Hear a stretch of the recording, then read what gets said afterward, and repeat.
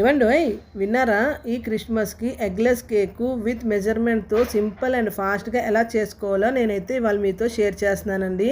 దీనికోసం నేను ఒక గ్రైండర్ జార్లోని 250 grams suji, 85 grams milk powder, 30 grams custard powder, 60 grams sugar, 125 grams milk, 60 grams oil వేసి గ్రైండర్ అయితే చేసుకున్నాను. దానికి 15 మినిట్స్ కోసం సైన్ అయితే పెట్టుకున్నానండి.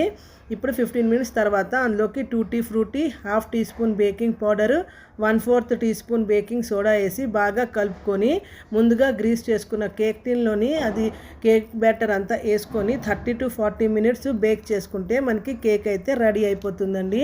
ఈ కేక్ ఈజీ అండ్ ఫాస్ట్గా అయిపోతుంది. మీరు కూడా ఒకసారి ట్రై చేసి నాకు ఎలా ఉన్నదన్నది కామెంట్ చేయండి.